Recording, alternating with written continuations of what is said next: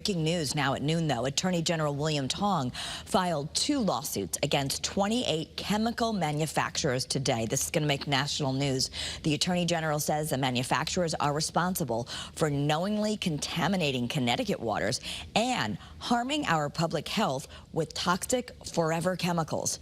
The PFAS chemicals are used in firefighting, and they've been even added to products including food packaging, carpeting, and cosmetics. This morning, Tong announced major new litigation from the Fire Training Academy in Windsor Locks. Firefighters are at an especially high risk for exposure to these forever chemicals. We're here to announce 2 lawsuits. One lawsuit relates to the AFFF foam. So one lawsuit is focused on firefighters and firefighting foam. The other lawsuit is focused on the non-firefighter foam products, and there are 6 companies in that case.